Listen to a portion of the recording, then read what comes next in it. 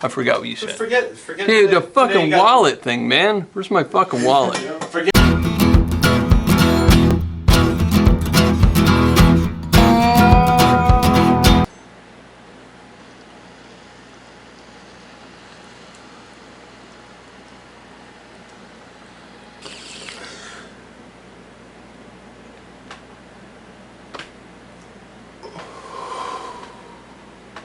Hold the next one.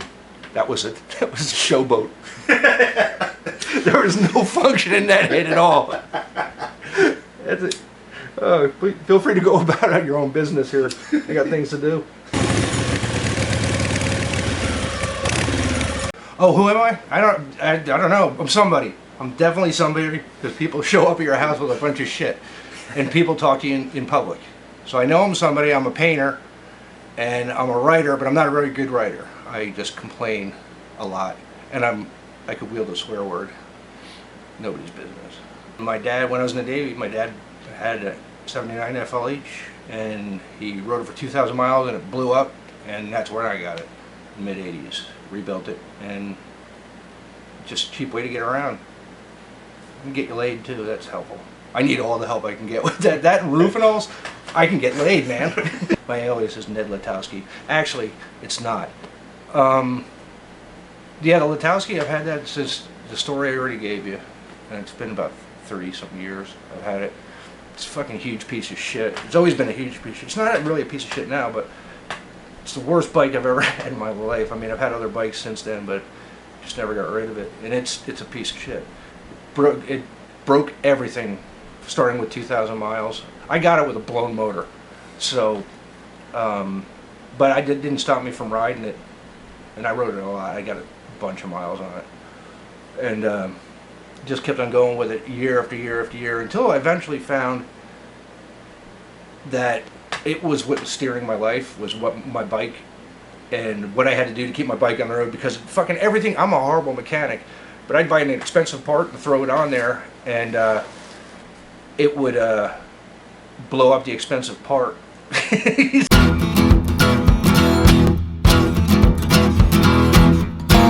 Artists have always, and tattooers have always been sort of, how do you say, I don't know, I guess always been kind of outlaws, you might say, always kind of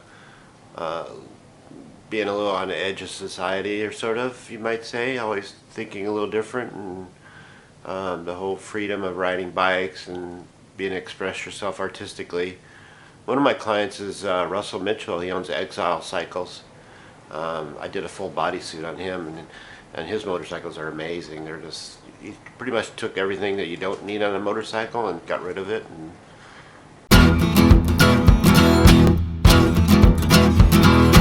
yeah, I'd been in the Navy, I had the bike, and I got back out and did a lot of drinking. But luckily I was doing coke to keep myself awake when I was drinking, because otherwise I wouldn't have been able to drink as much.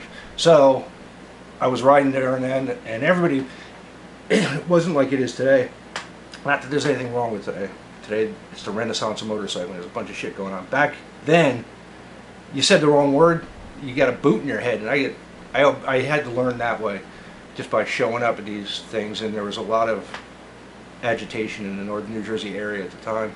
So people had their eyes open, and I just went in there drinking my ass off, doing blow, and riding my bike all over the place. Then I painted it pink, and that's my introduction. I was like wearing OP shorts and going to biker bars on a pink Harley back in the 80s before anything, and I learned the long way, you know. Had a good time. I healed.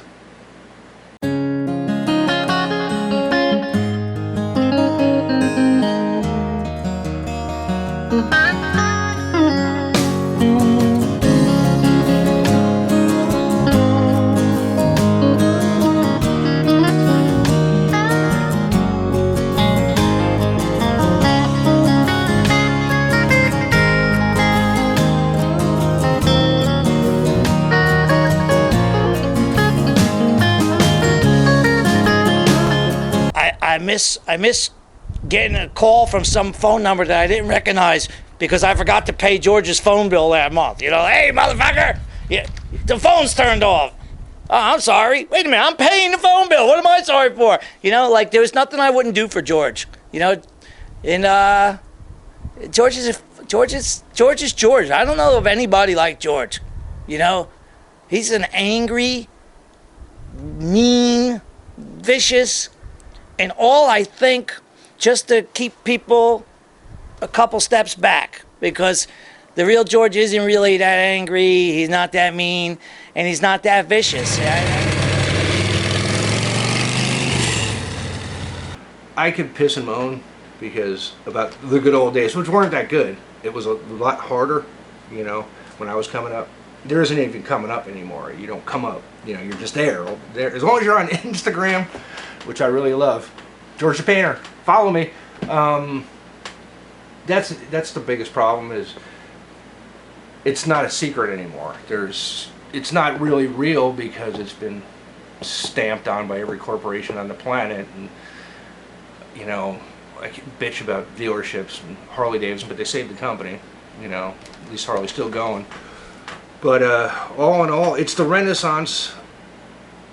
We live in the Renaissance right now in the motorcycle culture, where art and tattooing and all the things that weren't getting recognition when I was coming up are all getting the recognition now.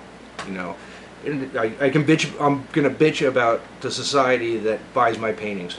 I can't do it. You know, I really don't care what the other fucker's doing anymore. You know, I know what I'm doing, and I know why I'm doing it. I'm just doing it because it's fucking cheap, and it's my job. That's probably, yeah, it is my job, but it's cool. But I wouldn't. I don't know where I was going with that, man. I am baked.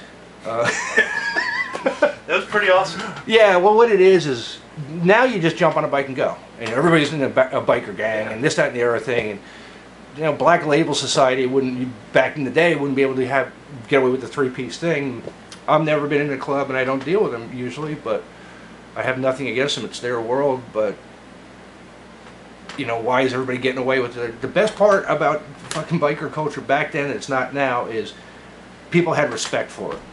People don't respect what it is anymore because they're not part of it. It's been sanitized, sterilized for your protection, fed to you through the fucking boob tube or the internet when you're not watching porn, and all of a sudden that's your lifestyle, and it's horseshit. It's not something you developed into. You just dress like Brad Michaels and park a bike the wrong direction. When did people start parking their bikes?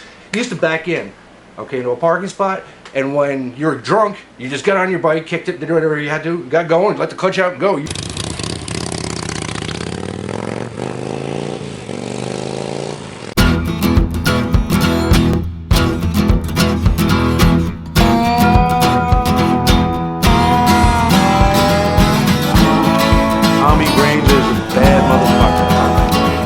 So I'm pissed off, and I'm walking along the side of the road trying to find a Marlboro pack or a cigarette pack so I can get the foil, put the foil over the fuse just so I can get to work. Roll it around just so I can get to work, you know. And look at the short, try to find it in the morning when it's light out. So I'm there walking along the side of the road, and all of a sudden here comes a fucking Old Bridge. I think it's Old Bridge there, with the lights going. I'm like, ah, motherfucker, man, this fucking sucks, you know. Now I know I'm gonna get fucked with. Loud pipes. Who knows where this could go, you know. You know, the bike wasn't inspected. So the cop gets out of the car, and he says, license and registration. I said, listen, man, I work at Midland Glass. I said, I'm just going around the corner, man. I said, I'm just trying to get to work. I got to be there by midnight. It was like 8 minutes to 12, you know. I'm like, You were doing nothing wrong. yeah, I wasn't doing nothing wrong. And he just looked at me, you know. He said, man, he says, I can't believe what happened to John Lennon. I said, what are you talking about, man? He said, didn't you watch the news? I said, no, I went to sleep this morning, and I got up and came, you know, jumped on the motorcycle and came to work, you know. So the cop told you about John Lennon? Yes, the cop says, John Lennon got assassinated. And I mean, I actually had to hold on to the handlebars of the bike.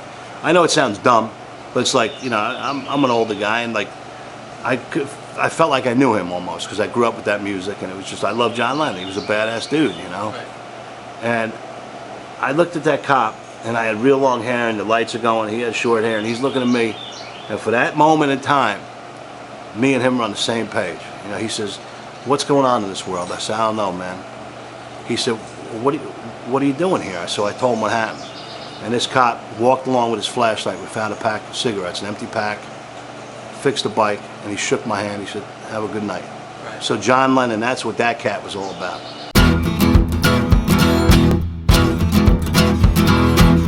I kind of wish everybody could get to know George the way he is instead of just through his writings.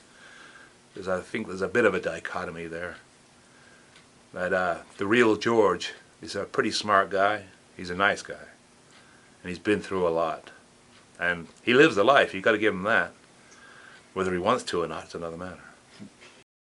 I've always ridden a bike, and being poor and destitute without a motorcycle is completely uncool. But you could be the same motherfucker and have a motorcycle between your legs, still have no place to live, and it's cool.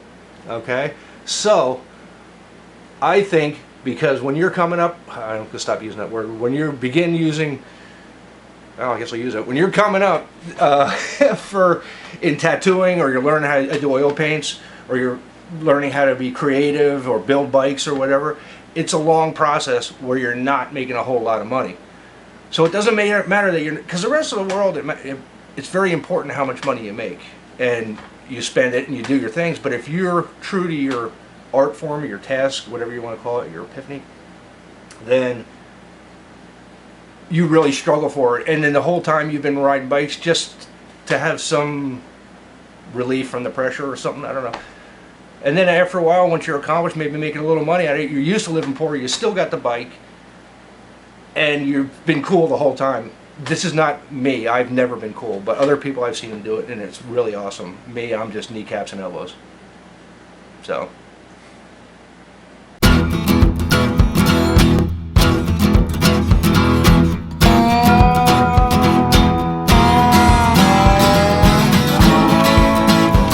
What's it like being famous? It's stupid. It's ridiculous. I mean, I like it. I'm not gonna bullshit you. I'm not gonna be one of these guys, well, you know, I don't know what happened. Man, it's fucking cool. It's really neat, because I write the stuff I write for the horse Backstreet Choppers. The stuff I write about the horse, it is me. I just write. I don't give it any thought. I write top to bottom, hit spell check, send it to Englishman, he yells at me. But if somebody comes up to me, and if they don't like my stuff, they're not going to come up to me. But if they do, they're going to come up to me and know me as George the Painter. And I know I like that guy already, because no matter how stupid I'm thinking, he read my stuff, and he probably is thinking the same way. So it made me a lot of friends. I don't really know what I'm famous for. I'm not much of a writer. I'm not much of a painter. And my bike is not much of a bike. But people like what I'm doing. And if somebody can figure out what the fuck it is I am doing, then I'll be all over it and be able to answer that. But in a nutshell, being famous is fucking cool. There.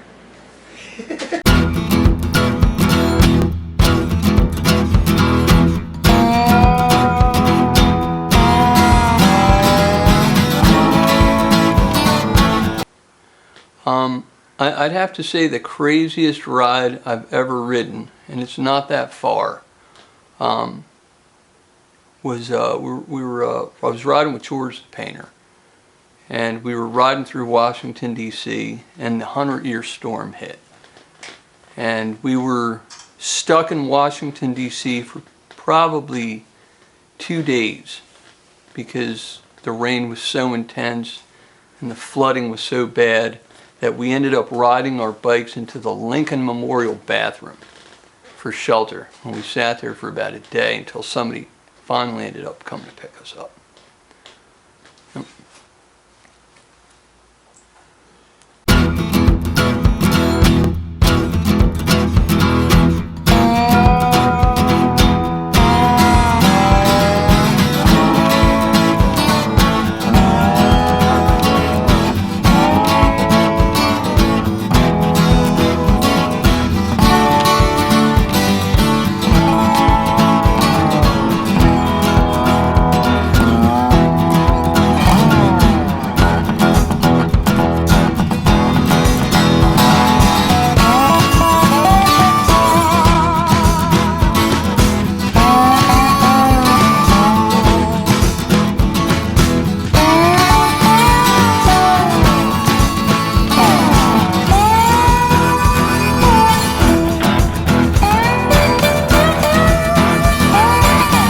Pete, go back to LA.